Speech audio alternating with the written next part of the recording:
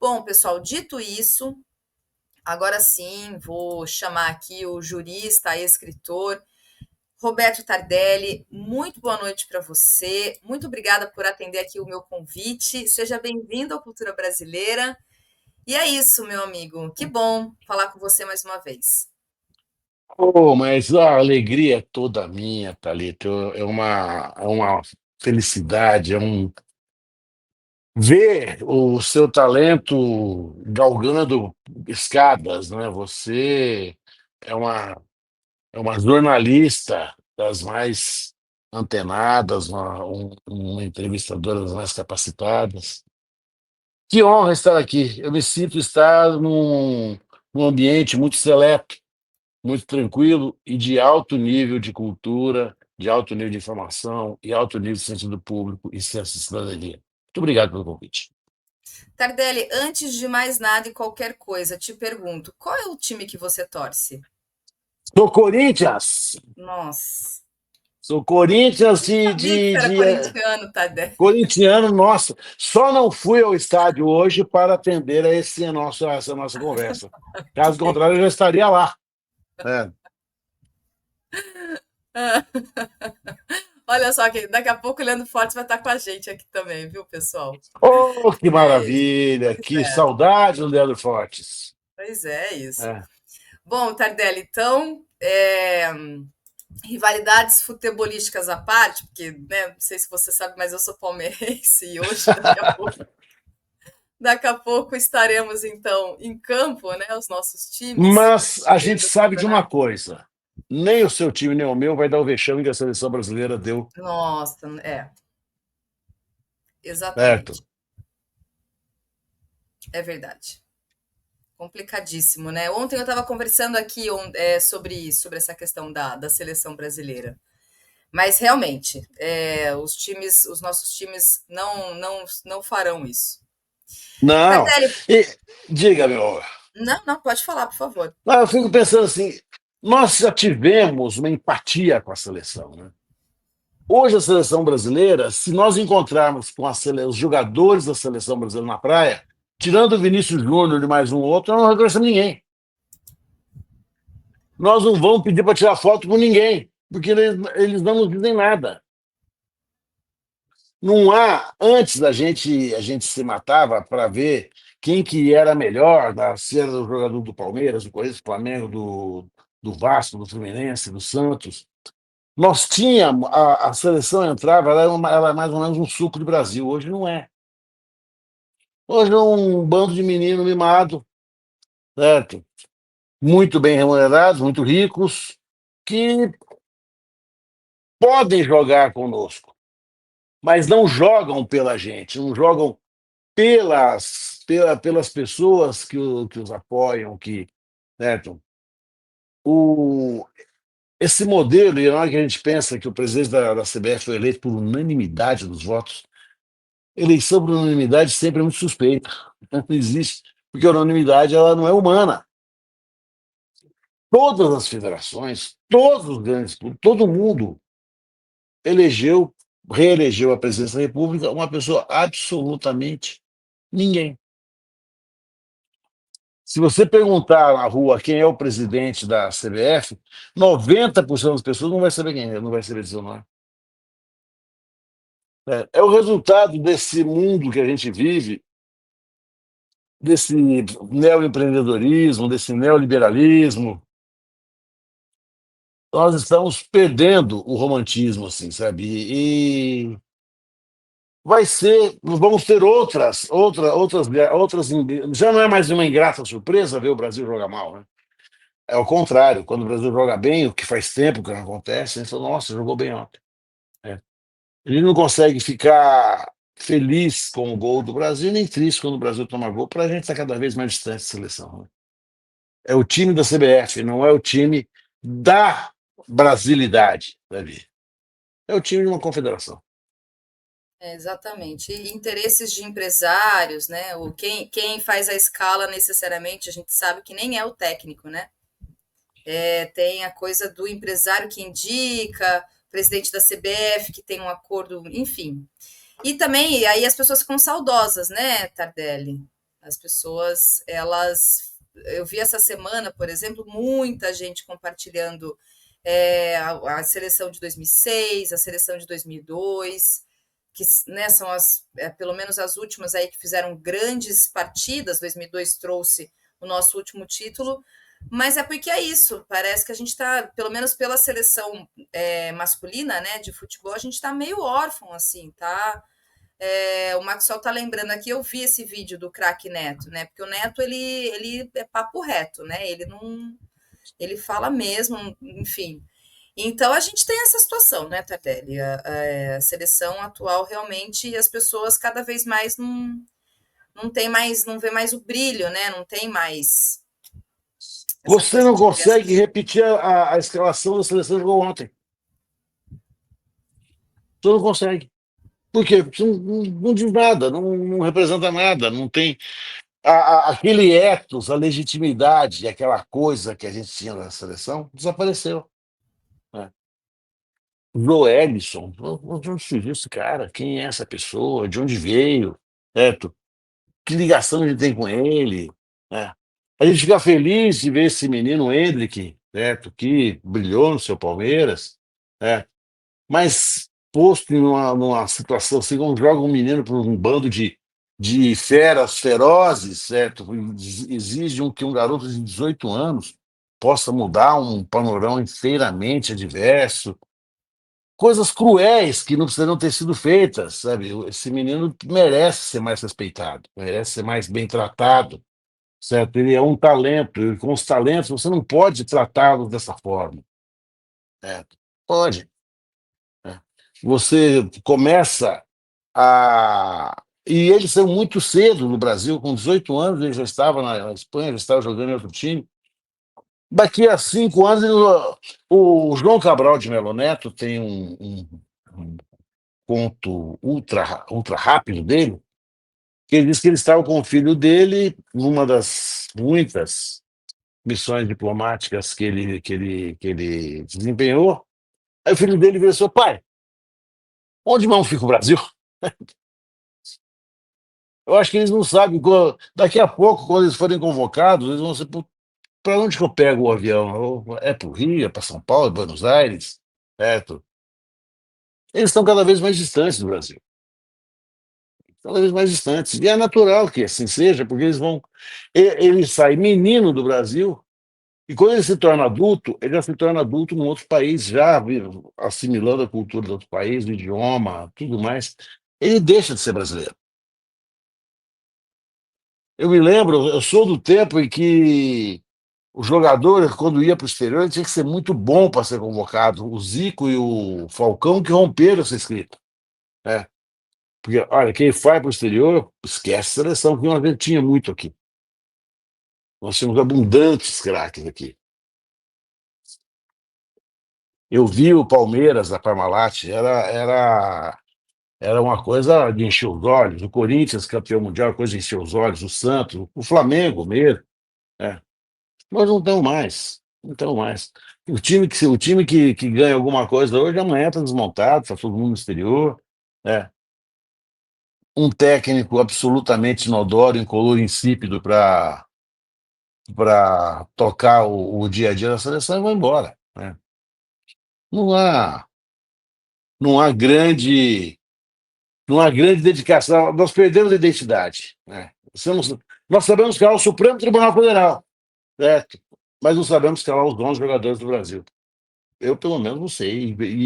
E divido essa minha ignorância com 95% da população. Tirando o jornalista esportivo, ninguém mais sabe.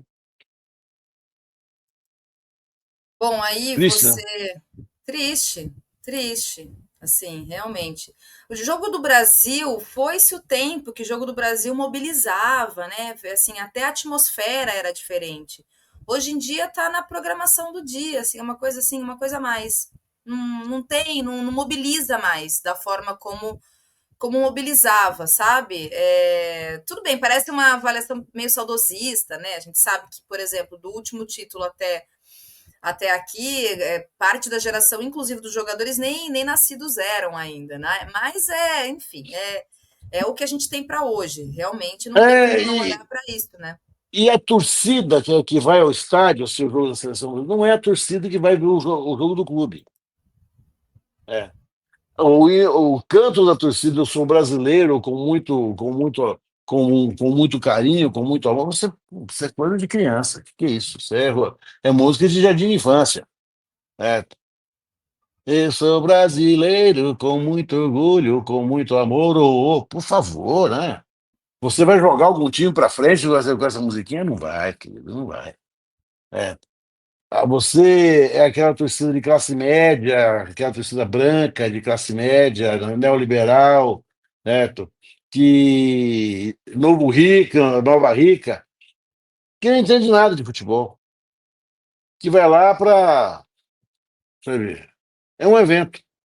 Vai como se fosse pro Rock in Rio, como se fosse pro Lollapalooza, é, por aí.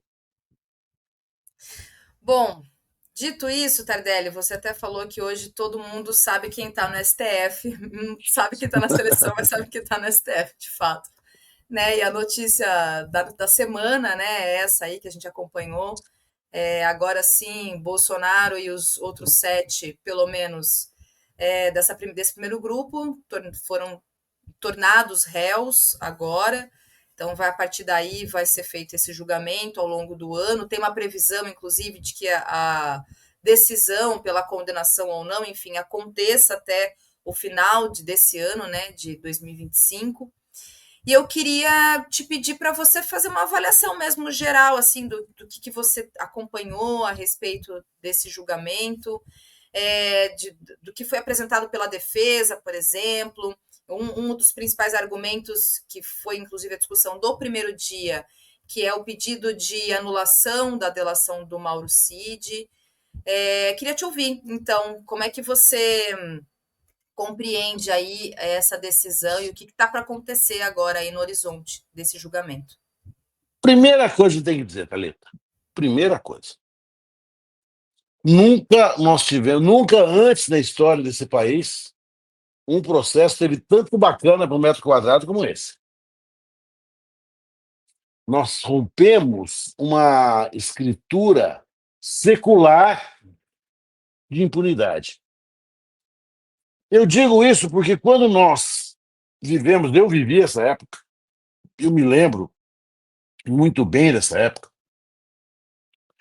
quando o regime militar, né, terminou, e a gente tem que dizer que terminou com terra arrasada, os militares devolveram um país em péssimas condições à população, com uma inflação altíssima, de uma faixa de 200%, com desemprego, com sem moeda, você não sabia o quanto custava o suor, o quanto valia o suor do teu rosto, sem, sem institucionalidades, um país que era, na verdade, administrado e gerido por um fundo internacional que as gerações de hoje sequer ouviram falar, chamado Fundo Monetário Internacional, né?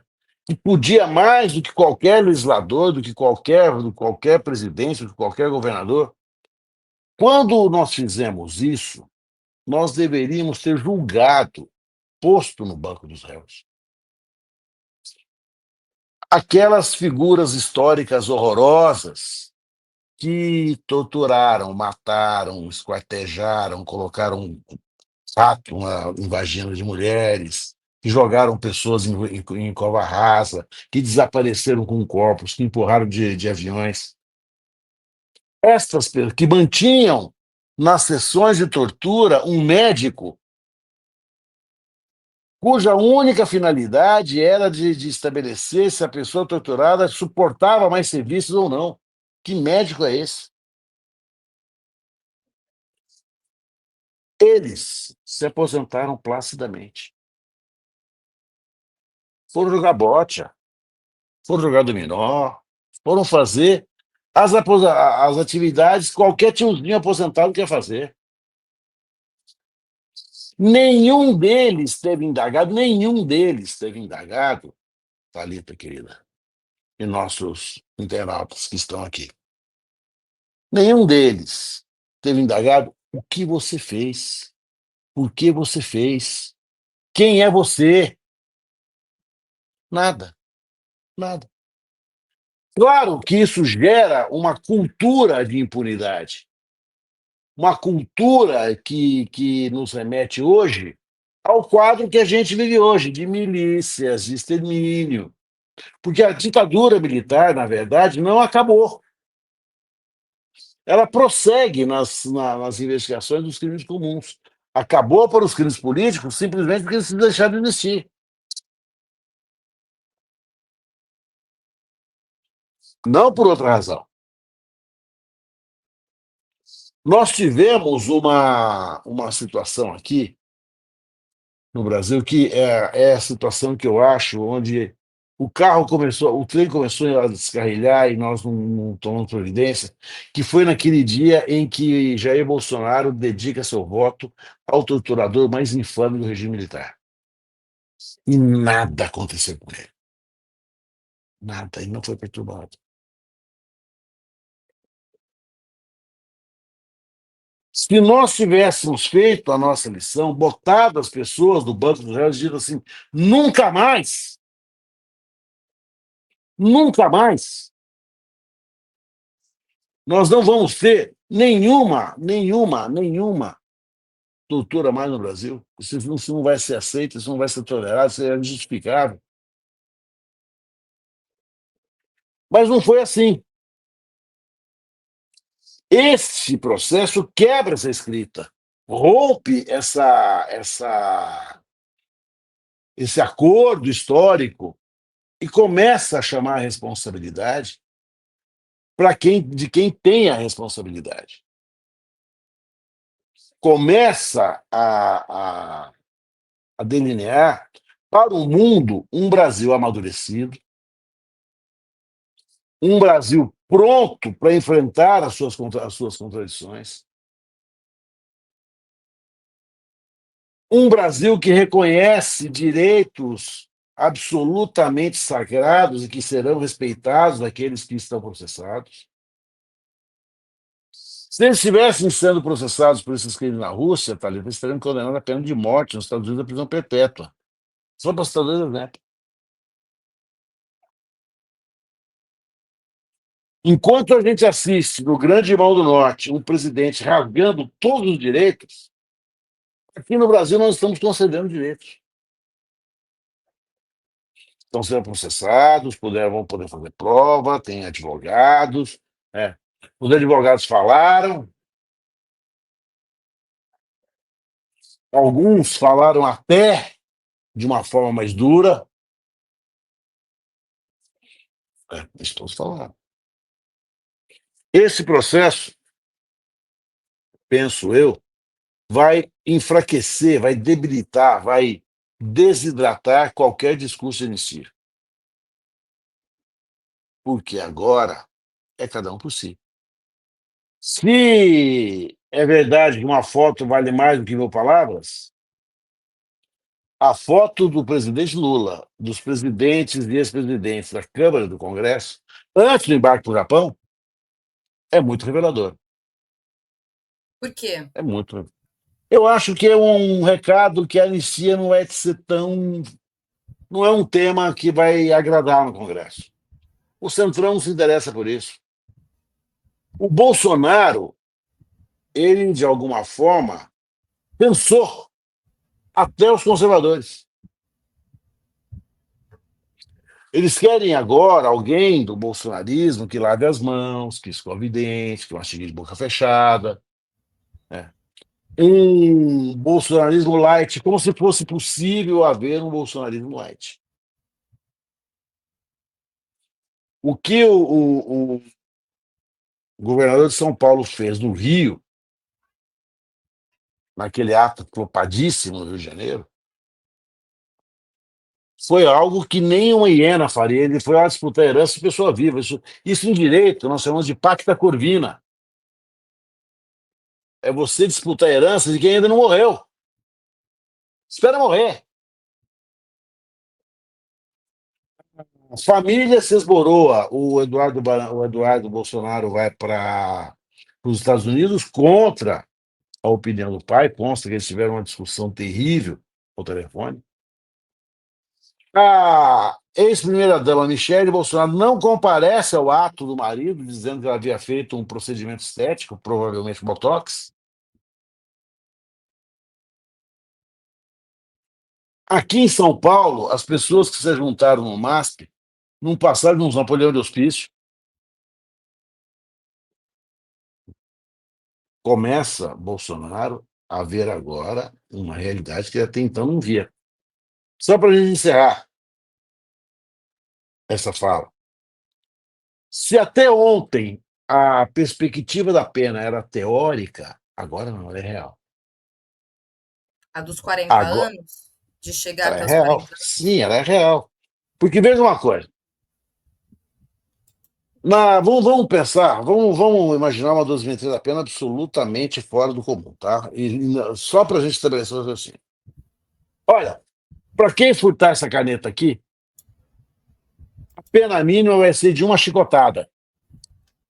E a pena máxima de 10 chicotadas. Tá bom. Eu fui condenado. Olha, o juiz considerou que eu havia furtado essa caneta. Aí ele vai fazer o que é o mais importante. Quantas chicotadas eu tenho que levar? É isso que nós chamamos dosimetria da pena. Portanto, o juiz começa avaliando se a minha conduta de furtar a caneta foi uma conduta comum, sem nada de especial, sem nenhum talento, sem nenhum dolo muito mais intenso.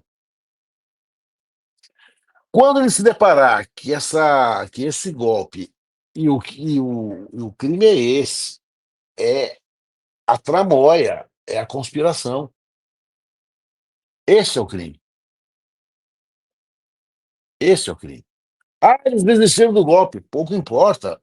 O crime não é o golpe em si. Isso as pessoas precisam entender. Por que não é o golpe em si, Thalita? Porque se houvesse o golpe em si, nós não estaríamos aqui. A ordem jurídica seria rasgada. O crime é esse, é tentar, é como se nós, e essa figura de linguagem tem feito e as pessoas estão entendendo, é como se as pessoas estivessem chacoalhando um edifício para ele cair. Chacoalhando o edifício, chacoalhando o edifício. Qual é o crime? Chacoalhar o edifício. Mas se não cair, mas é para não cair, porque não, se cair, morre todo mundo. Então, o que o juiz vai avaliar? Era um bando de tiozão que se reuniu num churrasco lá e escreveram umas porcarias? Não. Eles planejaram a morte, o assassinato do presidente eleito, do vice-presidente eleito, do ministro da mais alta corte eleitoral do país que presidiu a eleição, prisão do decano do Supremo Tribunal Federal, o ministro Gilmar Mendes, e a prisão do presidente do Senado. Eles iam fazer um banho de sangue. Esse golpe não é um golpe como qualquer outro golpe. Não, esse golpe é pesado. Quem dele participou foram chefes das forças, pessoas naturalmente armadas.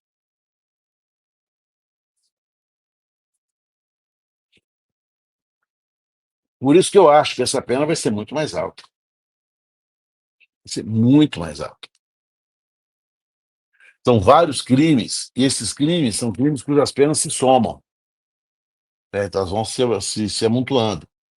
É. O que Bolsonaro vai ter em relação aos demais é o direito a uma cela de Estado Maior, porque ele é presidente da República e tem essa regalia prevista na lei. Né? Ele não vai para a Papuda. Ele vai para uma cela de região militar. Cela especial. Ele tem esse direito como presidente da República que ele foi. Mas esse processo que significa muito para a gente, tá? Então, muito, muito, muito. Parece, eu me sinto assim, retomando minha cidadania, sabe? Não é recuperando a minha cidadania, é pegando a minha cidadania de volta. Parece que eu estou pegando minha cidadania de volta. E, Eu vo- e todos nós. e você acha, Tardelli, que existe a possibilidade de fuga? À medida que o julgamento avance e essa, né, essa sua análise conclusiva de que, olha, ele vai ser condenado e o que a gente vai discutir a partir de agora é por quanto tempo ele vai ficar preso, né? O quanto vai ser a pena. Porque até então, a gente até, acho que anteriormente, em outras oportunidades, a gente conversou sobre isso, né? A razão pela qual ele ainda não teve uma prisão preventiva, por exemplo, decretada. Quer dizer, ele segue, o Tarcísio, inclusive, esteve com ele, além, né, do evento flopado, esteve com ele na última segunda-feira, no podcast Inteligência Limitada, o que fica cada vez mais nítido que ele quer, de fato, herdar o capital eleitoral do Bolsonaro e se colocar como candidato ano que vem. Inteligência limitada. É, exatamente. É um podcast muito, muito bem assistido. Ele tem, assim, grande audiência. E o Tarcísio estava lá também junto com ele, oferecendo todas as defesas e lealdade, etc. Mas a minha pergunta é essa: não existe a possibilidade dele fugir? Quer dizer, claro, existe, mas assim, por que, que até a minha pergunta, minha indagação é, por que que a partir disso não se pensa, não se chega na conclusão de que ele precisa ter uma prisão preventiva decretada? Olha, ele tem o passaporte apreendido. Portanto, ele não tem direito de ir e vir para o exterior. Ele só pode sair numa situação absolutamente criminosa, em porta-mala de carro, passando por coiotes, ou ir para países que não possuem tratado de extradição com o Brasil e que ainda assim o aceitem como exilado. Não vai ser tão fácil achar um país assim. Como ele já deu mostras de que ele pode fazer isso, seguindo o conselho do seu primeiro filho, seria interessante colocar 2 soldados na porta da Embaixada da Hungria. Certo? Pelo sim, pelo não. Mas eu acho difícil a possibilidade dele fugir. Se ele fugir, ele joga tudo nas costas, no colo do Alexandre de Moraes para sofrer a condenação que o Alexandre de Moraes quiser dar. Porque aí acabou. Olha, acabou. Aliás, ontem, né, o Bolsonaro, na entrevista dele, eu quase caí das pernas, Thalita. Você assistiu a entrevista dele? Você viu que ele Pronunciamento que admitiu ele fez. isso, que ele admitiu que ele imprimiu a minuta do golpe? Sim. E ele negava peremptoriamente, cuja existência ele negava peremptoriamente. Depois foi escrito por outras pessoas, depois nunca viu, depois não sabia do que era. Ele, de vontade própria, sem sofrer nenhuma coação, sem sofrer nenhuma pressão, sem sofrer nada, nada. Falou: olha, eu imprimi para ver o que era. O Ctrl-P foi dele. Ora, então ele sabia do golpe, ele sabia de tudo. Dizer que ele não sabia de nada, ele próprio desmentiu. Porque o Procurador-Geral da República não pôde cravar, olha, ele sabia. Todas as condições que se colocavam perante ele eram de tal sorte que ele não poderia jamais dizer eu não sabia. Agora, o que resta a ele, como defesa de mérito, é provar que ele é um idiota tão completo, tão,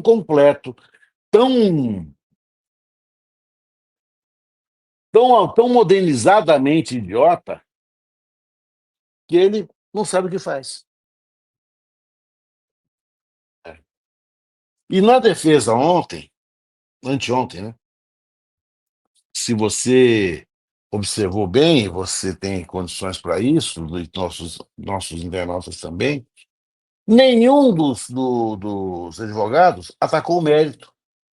Não houve tramóia, não houve plano, não houve nada disso. Então, todos eles, os advogados, eles abrem a sua peroração se solidarizando com o Supremo nos atos do Rio de Janeiro.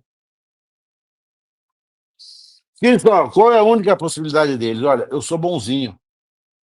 Quantas mães lá em Piracicaba, eu falo para o Ribeirão, Ribeirão Preto, que dizem o seguinte: meu filho é bom, que estraga meu filho suas companhias. É. Eles estão dizendo que eles estavam em má companhia, porque nenhum deles chegou a dizer: olha, não teve nada. Se não há defesa de mérito, vai ser um trator passando em cima. E eu acredito que essa ação acabe bem antes de dezembro. E te digo por quê. Cada réu pode arrolar 8 testemunhas por cada fato. Como eles são processados por 7 fatos, né? São 7? Crimes, crimes acho que são 5, não são 5 crimes? 5, então. 5 vezes 8, 40. 40 vezes 6, 240 testemunhas, mais os 7 anões da Branca de Neve. Vamos colocar 250 pessoas para serem ouvidas. Outras 250 pessoas vão ouvir gente até 2032. É. Não é bem assim, querido. Pelo seguinte, normalmente, a testemunha é testemunha de um fato positivo, de um verbo. Matar. Olha, o Roberto não matou, o Roberto matou. O Roberto não estava lá, não foi o Roberto, enfim. Coisas positivas, das quais, pelas quais você pode perguntar a alguém. Como é que eu testemunho, queridos internautas? Um fato negativo. Olha, o Roberto Tardelli não participou. Como eu posso dizer isso? Você está colado em mim 24 horas?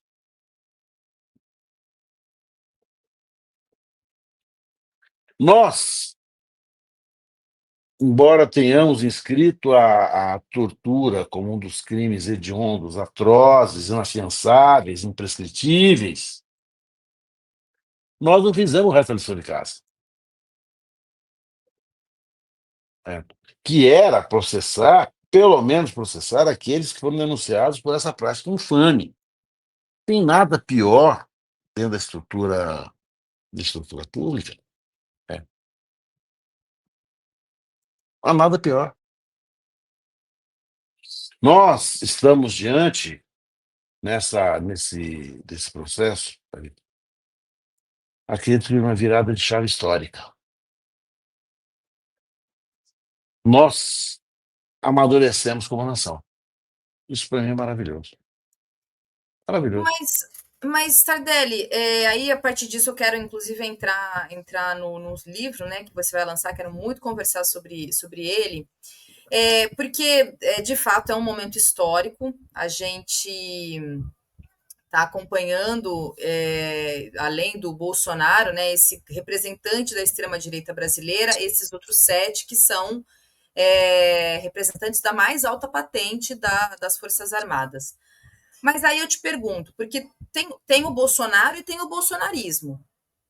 Ou seja, o Bolsonaro, né, a partir inclusive da avaliação que você fez aqui, ele é praticamente carta fora do baralho, pelo menos dentro do mundo político, ele em si. Mas o bolsonarismo e todos os seus tentáculos, né, neofascistas, eles estão espalhados pelo país. Haja vista exemplo do próprio governador aí de São Paulo, o Tarcísio. Eu acabei de mostrar, inclusive, uma situação aqui, né, dos manifestantes. Porque, assim, a minha pergunta é, Tardelli, na sua avaliação, a gente está realmente dentro de uma quadra histórica importante, inclusive porque a gente tem uma herança de impunidade de figuras como essa, como você, inclusive, começou falando. Mas a minha indagação e aí vai a minha pergunta, o bolsonarismo ele está mais do que presente e nas entranhas, inclusive, não só dentro da política, como das nossas relações sociais mesmo. Então, quer dizer, ainda que o Bolsonaro seja preso, esses 7 sejam presos, a gente tem mais aqui comemorar mesmo de fato, para quem defende essa resistência que a gente fez diante, né, do avanço, mas além disso, eles vão ser presos no final do ano, digam, condenados e presos, mas o que vai mudar de fato diante do que a gente tem acompanhado o país afora? E aí, a partir disso, entro inclusive no seu livro, que daí é uma avaliação até mais complexa, né? Porque, inclusive, a chamada, vou até colocar aqui, gente, e eu chamei o Tardelli, claro, além das avaliações que ele faz, para a gente falar sobre este livro que ele vai lançar na próxima segunda-feira. E essa sua provocação, me parece, né, que você faz direito e injustiça no Brasil, é a partir desse lugar que vem a minha indignação, porque a gente está no momento histórico, você tem razão, mas o bolsonarismo está aí, as impunidades todas, e que você sabe muito bem, estão presentes e direcionadas para um certo grupo social que a gente sabe também, né? Pretos, pobres, que são a maior parte dos encarcerados nesse país, que de fato não têm acesso ao Estado democrático de direito que a gente tanto defende. Eles têm os seus direitos humanos violados o tempo todo pela polícia, por exemplo. Enfim, dentro de tudo isso que eu te falei, já entrando para você falar um pouco do seu livro, como é que você pensa, a partir dessas decisões que a gente tem, do Bolsonaro, desses militares de alta patente que vão ser condenados, mas e o momento seguinte? E o dia de amanhã? Esse é meu questionamento. Olha, esse livro eu escrevi em poucos dias, né? Mas, não, mas era algo sobre o que eu vinha refletindo há fazia muitos anos e foi fritando o meu cérebro. Eu escrevi esse livro porque havia uma necessidade imensa dentro de mim de dizer que a ditadura militar não acabou. Ela não acabou. É. Ela prossegue em relação aos crimes comuns, muito porque antes, lá nos antes, a família brasileira precisava ser protegida do comunismo. O comunismo internacional iria dissolver a família brasileira. Naqueles tempos, em que nem divórcio havia no Brasil ainda, né, as forças reacionárias eram muito presentes e muito fortes. Eu adquiri uma vez um livro de direito civil, mas ele sumiu da minha mão. Alguém veio, ficou tão impressionado quanto eu, levou embora, não sei quem foi. Antes da lei do divórcio. Um livro escrito em 1972. E o autor, absolutamente consagrado, na época, o maior escritor um dos maiores escritores de direito civil, dizia que o divórcio era coisa de gente com ideologias exóticas. Ele quiser, o divórcio é coisa de comunista. Vai acabar com a família. Vai destruir a família. Muito bem. Qual era o crime que se perseguia na época? Ser comunista. E havia um detalhe aí, que os partidos comunistas foram legalizados. E foram postos na ilegalidade por uma canetada. Correto? O que eu quero dizer? Ora, o crime era pertencer a uma organização clandestina. Você era presa, torturada, vilipendiada, eviscerada e morta para que você admitisse que fazia parte de determinada organização clandestina. MR8, PCB, PCdoB, Aliança LN, escolha aí, VPN, escolha qual você quiser. A prova que se queria obter era uma prova confirmatória. E aí, com auxílio luxuoso, algumas informações, onde vocês se reúnem, quem mais está com você, certo? O que vocês leem, quais são as medidas que vocês querem tomar. Para aí.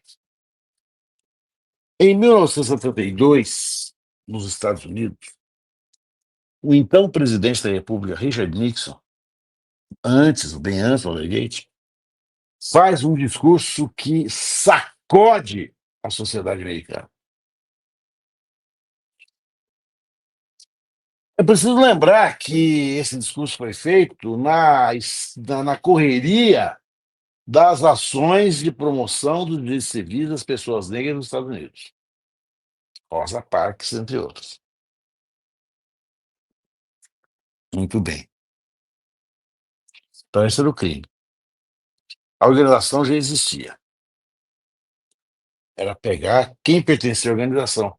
O comunismo ia destruir a família brasileira. Quando acaba o comunismo, era preciso reconhecer um outro inimigo. E esse discurso do Nixon, que elege a guerra às drogas, o War on Drugs, cria um novo padrão, um novo inimigo para a família burguesa. Família média americana, família média brasileira, francesa, argentina, enfim, escolha onde você quiser ir. A droga está acabando com a gente. É preciso combater o tráfico de droga. A droga é o nosso grande inimigo. Porque era a forma que se tinha de isolar as pessoas negras nas periferias dos Estados Unidos também. Já que nós não podemos impedir que elas entrem nos ambientes de branco, nós vamos impedir que elas saiam dos seus bairros. Vamos cercar e acabou, e mandar tiro lá dentro. Ora, se você transportar o tráfico de drogas para o Brasil, a crença mágica é que esse tráfico de drogas ele somente se opera nos morros do Rio de Janeiro, nas periferias de São Paulo. Não há tráfico na alta roda da sociedade. Aliás, vítima dos traficantes. Numa situação muito curiosa, os ricos são vítimas dos pobres. Não é uma coisa assim, é, não é um negócio que nos enche como isso? Nesse momento, quando evolui, vem a lei da anistia, hoje eu entendo a lei da anistia como um movimento para resolver a situação dos torturadores e não jamais a solução daqueles que deveriam ser de verdade recambiados para o Brasil, uma parte fica de fora. Exatamente quem? Exatamente aquela dos crimes comuns. Agora, informado pelo tráfico de droga. Olha, o que vai destruir a família brasileira é a droga. Se nós estamos diante de um elemento destruidor da família, e se a família é a nossa forma de organização social, que é a forma de organização social que conhecemos, nós temos que destruir. Destruir. A gente, a gente acaba inventando inimigo. Onde mora o inimigo? Nas periferias. Não é à toa que aí no Rio você tem um bairro de pessoas precarizadas, né, com blindados na rua. Você não vê esse blindado andando nas ruas do Leblon, Laranjeiras, etc.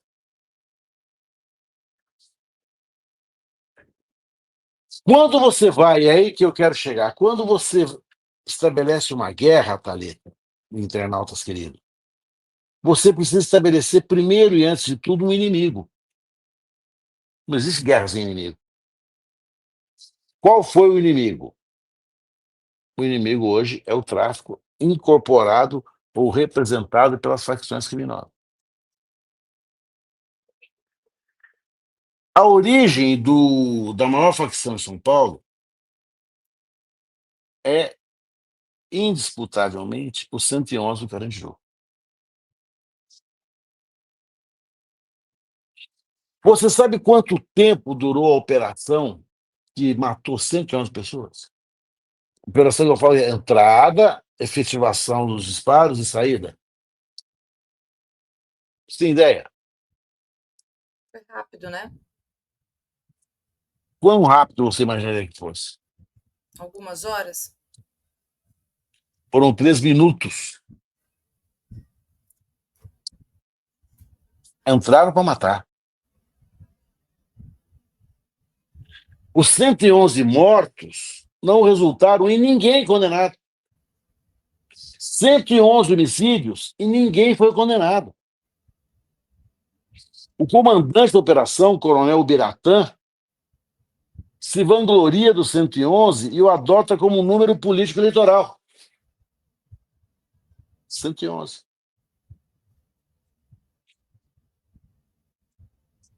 Nunca foram perturbados. As facções criminosas começam a nascer aí. Em situações penitenciárias pavorosas, pavorosas, com superlotação carcerária. Aliás, se você entrar no portal da Secretaria de Administração Penitenciária, você vai perceber que todos os nossos presídios estão superlotados aqui em São Paulo. No Rio de Janeiro, certamente é a mesma coisa.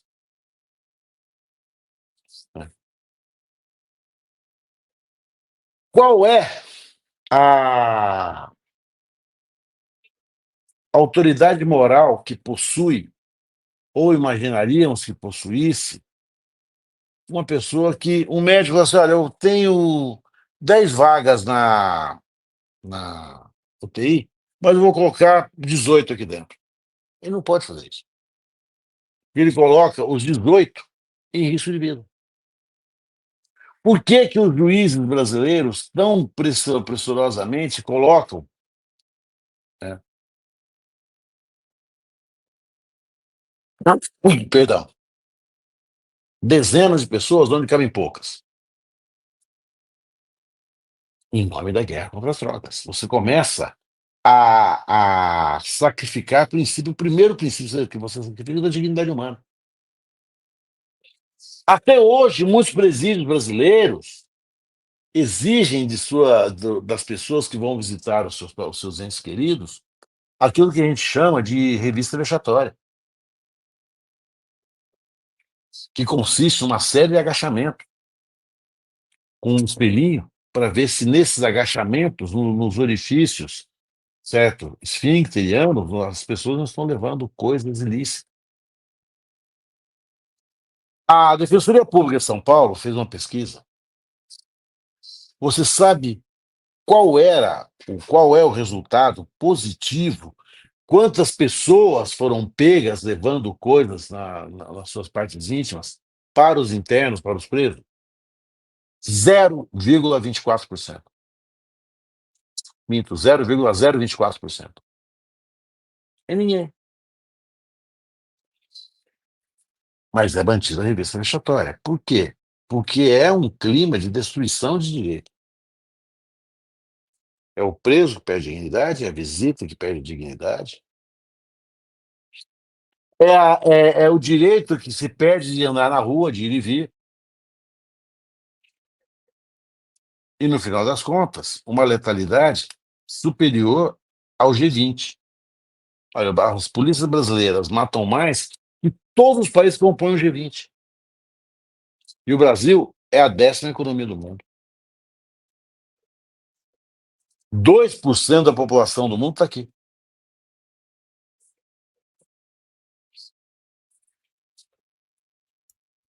E você faz essa conexão com resquício de ditadura, que é justamente aquilo que, né, é mais do que sabido pelo modus operandi da polícia, da forma como se trata o então bandido ou o então suspeito. A formatação ela tem essa herança e é a partir disso que você, inclusive, diz, né, que nada mudou, Nada sobretudo mudou. para essa população. Para essa população, nada mudou. Eu converso aqui com as nossas mulheres que descem do ônibus todo dia muito cedo de manhã.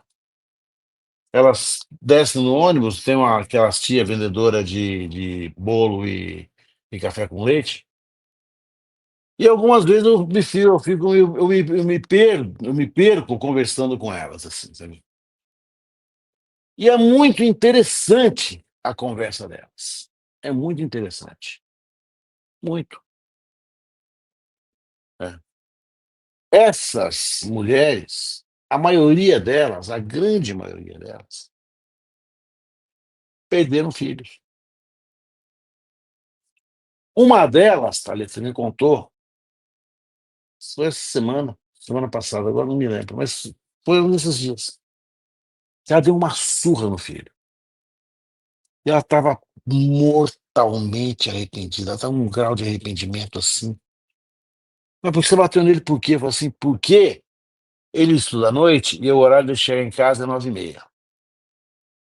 Deu 10 horas, não chegou, deu 10h15, deu 10h30. Essa mulher começou a se desesperar, achando que o filho dela tivesse sido morto pela polícia. Ela refaz o caminho da escola. Ela começa a perguntar desesperadamente para as pessoas se ali havia ocorrido algum tiroteio, se havia ocorrido, porque o filho dela tem 16 anos, é negro, magrinho. E ela falou que ela chegou aqui, ela ficou desesperada, desesperada, desesperada, e quando chegou em casa e viu o filho, ela deu uma surra no filho dela, de patas, porque ela tinha medo do filho morrer. Isso é muito comum, inclusive. É.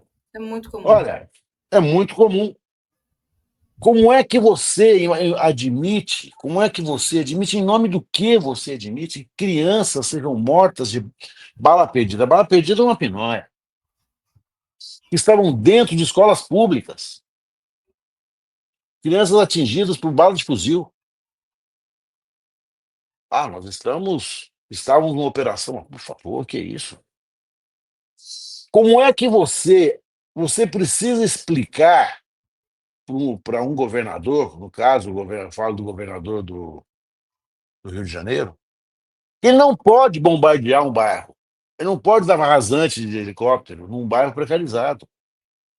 Se ele fosse ver a Convenção de Genebra, que é a convenção que fala sobre direito de guerra, ele veria que lá está escrito: olha, não pode bombardear escolas, não pode bombardear prédio de criança, não pode bombardear bairro, não pode ter bombardeio na entrada e horário de saída de serviço.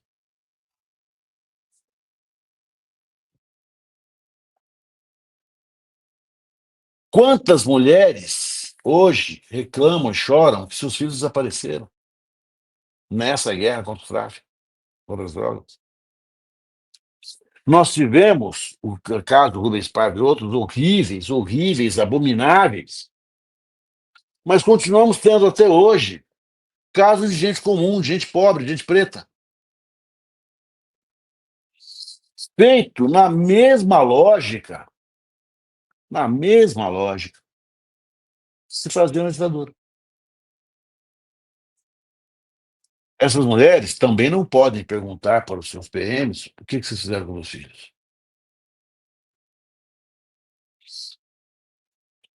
O Brasil possui uma justiça militar e intérprete de paz. Tá? Que é isso? Qual é a razão de ser de uma justiça corporativista?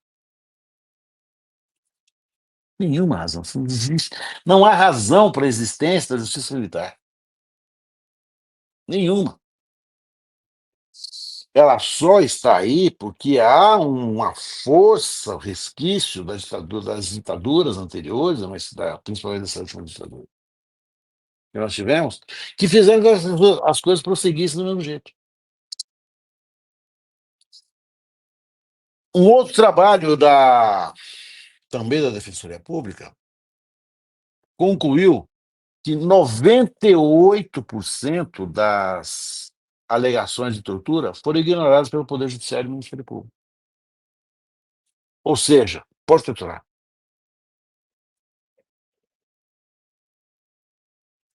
Nesse aspecto, nós temos que entender que nós não nós evoluímos.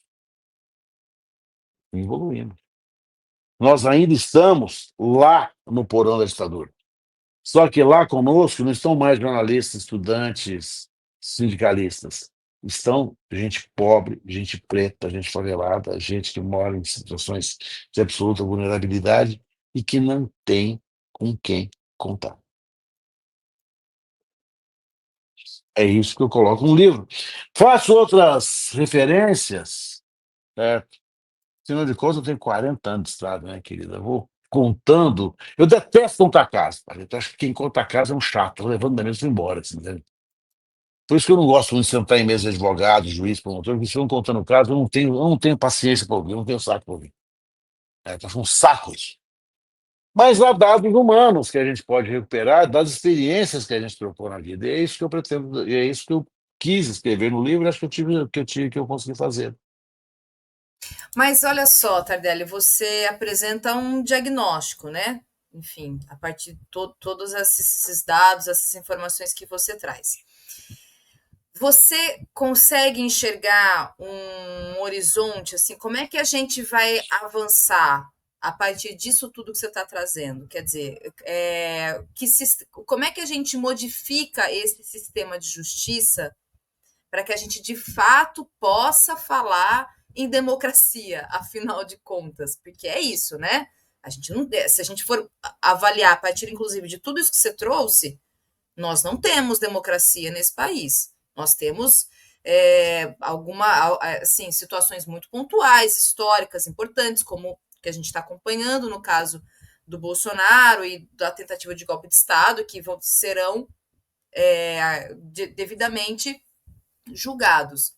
Mas a partir de tudo isso que você trouxe agora, muito brevemente, e dos seus 40 anos de experiência, como é que a gente avança para que, de fato, essas pessoas todas, né, os filhos dessas mulheres com quem você conversa todos os dias, tenham os seus direitos garantidos de ir e vir, de serem respeitados, de não serem o alvo da polícia, desse braço armado do Estado que está com um canhão apontado para essa população, muito bem direcionado. Como é que a gente faz esse avanço? Você consegue apresentar algum horizonte a partir disso? A gente só vai conseguir tomando medidas efetivas, assim. A primeira medida que eu acho que a gente deve tomar, e me permita fazer uma breve digressão constitucional aqui. Na Constituição, a segurança pública é atribuição dos estados, tá? Perfeito. Mas na mesma Constituição também está lá que as polícias militares serão consideradas força de extensão paralela das Forças Armadas. Ou seja, pertencem às Forças Armadas. Nós não temos nenhum conhecimento, é impressionante, nós não temos nenhum conhecimento do currículo das escolas militares. A gente não faz nem ideia do que se estuda na AMAN, por exemplo. O que eles fazem lá nos 5 anos, eles ficam lá aquartelados, em regime fechado, como se estivessem presos. O que eles estudam? O que eles aprendem? Olha, na escola de formação de soldado, na escola militar aqui de Barro Branco, que é a que forma os oficiais da PM, no Rio de Janeiro tem uma similar, né? Nós nos Estados também tem. O que nós ensinamos esses jovens oficiais? O que eles aprendem? O, o cerne da questão é nós estabelecermos que os direitos são para todos. Você precisa combater muita coragem e determinação, né? O racismo, o próprio machismo, para que a gente possa caminhar no sentido da igualdade. Nos Estados Unidos, no estado de Nova York, que é um estado considerado duro na queda, na lei, é proibido que um policial branco reviste um cidadão americano negro. Eles entendem que o país é racista. Olha, esse pode não ser racista, mas a condição geral do Brasil é a condição geral de, dos Estados Unidos, é uma condição geral de racismo. Então, olha, não pode. E se for abordado, anula o processo, para que isso não ocorra mais. Isso é lei nos Então, Estados Unidos? é. Mas os casos que a gente vê, então, é uma lei que é violada, né? Porque tem esses Não, casos toda lei é de. violada, mas sim, mas essa lei, quando ocorre essa violação, ocorre uma verdadeira catástrofe nacional. Né? Aqui no Brasil, nós estamos muito longe disso. Eu tenho um amigo muito mordaz, né, que tem uma ironia muito cortante. Um dia ele virou para mim assim, falou assim, Tardelli, eu vou abrir uma agência de viagem, eu quero abrir um setor mais reacionário lá de Joanesburgo. Naquele setor lá na África do Sul, naquele setor daqueles saudosistas do apartheid. E vou colocar um cartaz na vitrine. Assim. Vá para o Brasil, lá o racismo deu certo. Nossos restaurantes são brancos. As praias são brancas. Na praia, quem toma banho de sol é branco, quem trabalha é negro. Os condomínios são brancos. Nós vivemos um lugar em que as pessoas negras não têm direitos reconhecidos. Por que você não tem direito? Por que vão reconhecer direito de liberdade, direito de presunção de inocência, violabilidade do domicílio, dignidade humana? A gente precisa estabelecer um valor. Isso é geracional. Não, não é geracional. De jeito nenhum. De jeito nenhum. Nós vivíamos, eu fico pensando que o governo federal poderia fazer campanha nesse sentido. Né? Dizer, nós somos um governo antirracista. Nós somos um governo antimachista. Nós não vamos tolerar determinados abusos. O artigo 1º da Constituição Federal diz que o Brasil é uma república fundada no respeito à dignidade da pessoa humana. Nós temos que resgatar isso. Nós temos que discutir na escola, com as crianças, racismo, machismo, etarismo, capacitismo. Nós temos que tornar um desvalor essas condutas. Nós precisamos enaltecer o policial que respeite essas situações. O policial que normalmente é condecorado é aquele que é condecorado em atos de bravura. Não, vamos ter que condecorar alguém em atos de legalidade. Olha, ele fez o que tem que fazer dentro da legalidade. Isso é muito importante para todos nós. Muito importante. Quer dizer, a Nós. Oi. solução não está no judiciário, né, Tardelli? Assim, os avanços eles não vão vir, ainda que o judiciário possa dimensionar, promover debates e promover alguns avanços, a solução mesmo ela não vem apenas Mas, é uma questão mais profunda, né? mas o judiciário não pode, em hipótese alguma ele pode, em hipótese alguma ele pode aceitar aquilo que há dúvida, não precisa ter certeza. No momento em que ele valida a conduta, ele cria um precedente perigosíssimo.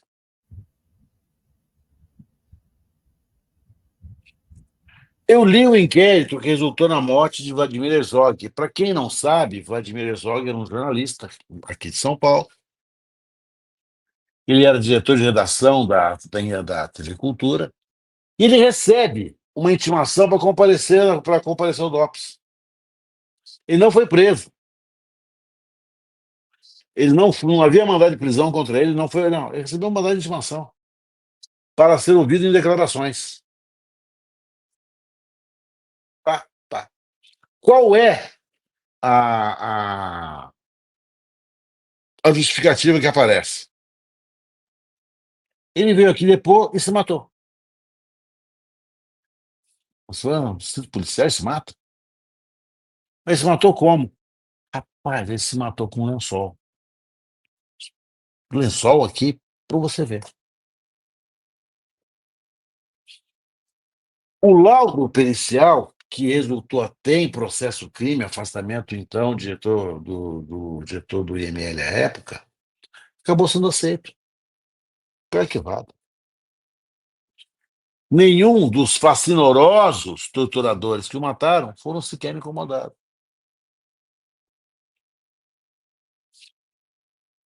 Aceitaram essa explicação e arquivaram sem fazer perguntas. O delegado Sérgio Paranhos Fleury, para quem não sabe, né, o mais sinistro dos delegados da época do regime militar, estava bêbado no convés do seu iate, quando, ao pular para o iate do vizinho, que ele queria falar, ele ia comer alguma coisa com esse vizinho, ele escorrega, cai, bate a cabeça e morre afogado. A morte de Sérgio Paranhos Fleury, eu não tenho dúvida, foi ocasionada por acidente. Tá bom.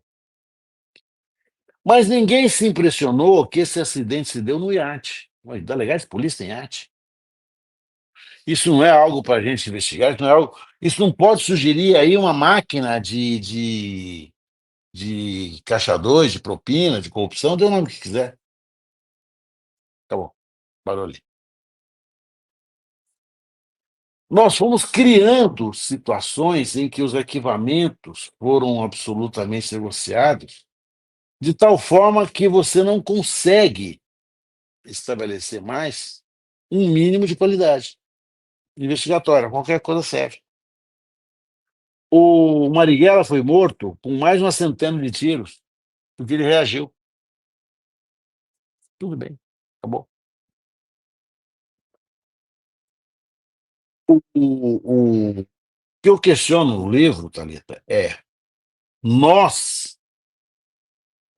nós que eu falo, autoridades constituídas, aceitamos explicações inaceitáveis. Isso criou, sim, uma cultura.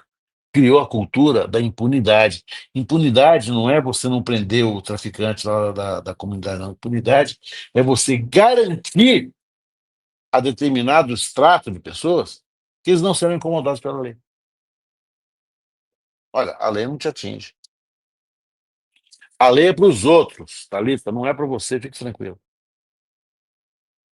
É isso. Claro que as coisas vão melhorando, tudo se sofistica, tudo evolui. Né? Outro dia eu li um artigo muito interessante dizendo que a maconha já tem semente transgênica. Olha só onde chegamos. Né? Há uma pesquisa, certo, tecnológica em torno da semente da maconha. Há uma evolução também das práticas. Nós não precisamos manter um médico para ver se o preso suporta ou não suporta tortura. Isso aí não precisa fazer mais. Né? Mas o fato é que toda a jurisprudência se concentra e se fortalece no sentido de prestigiar a confissão obtida na polícia. Não vou generalizar, mas muitas vezes obtida de forma que a própria legislação não aceita. Mas é aceito por aqueles que manipulam essa legislação. É essa a questão. Nós precisamos estabelecer que aquelas coisas tolas, olha, a lei é para todos e ela tem que ser para todos. A mesmo. Uma, posso contar a história desse tamanho? Eu falei que eu detesto história, eu posso contar desse tamanho? É muito comum. Quantas vezes você viu matou por uma garrafa de pinga? Matou por uma dose de cachaça?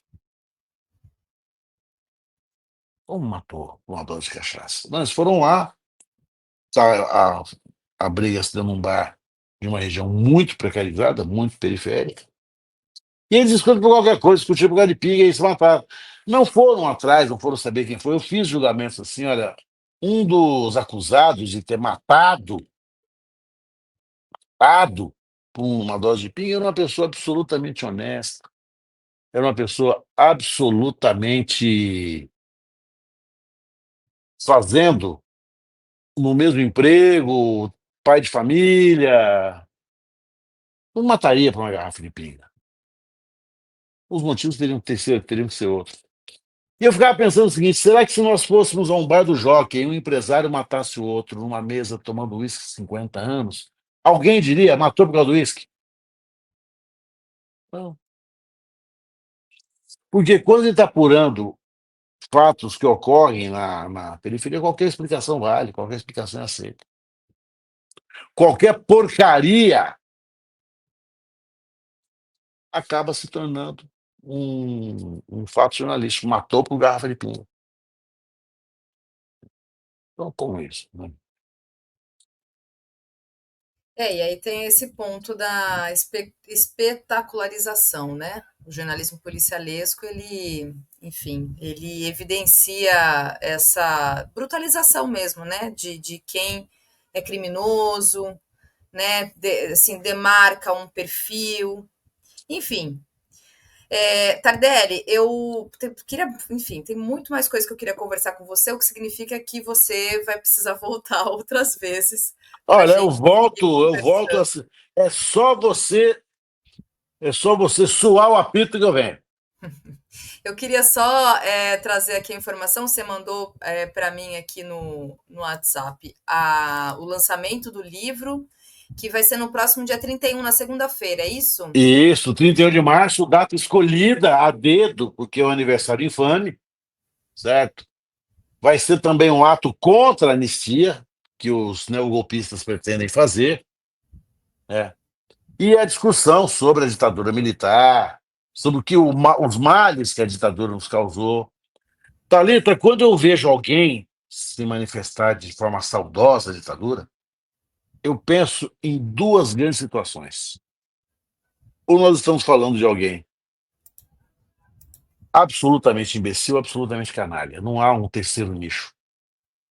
É impossível, não existe. É, não existe. Nós ainda não redemocratizamos o Brasil da periferia. Ele ainda vive nas mesmas regras do regime militar. As mães de Paraisópolis que me desmintam.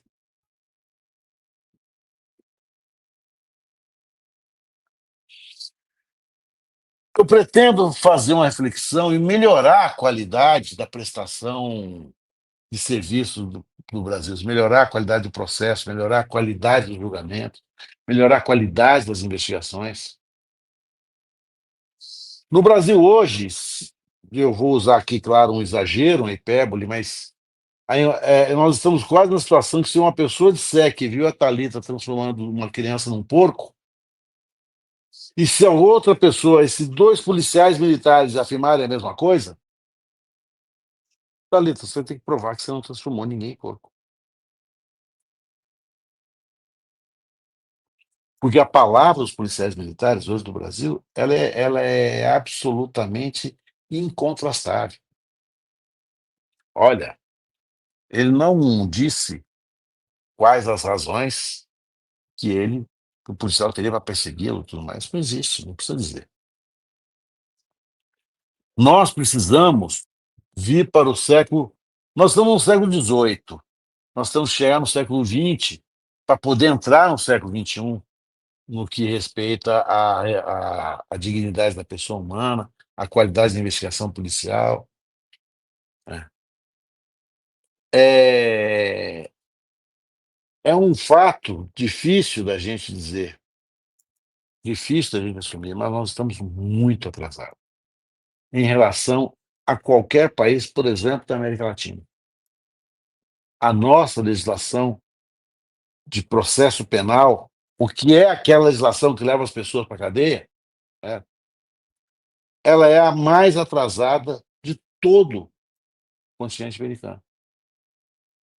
Nós estamos atrás de Barbuda, Jamaica, República Dominicana, El Salvador, Paraguai, Equador. A nossa legislação é a mais policialesca de todas. Isso é péssimo. Isso é péssimo.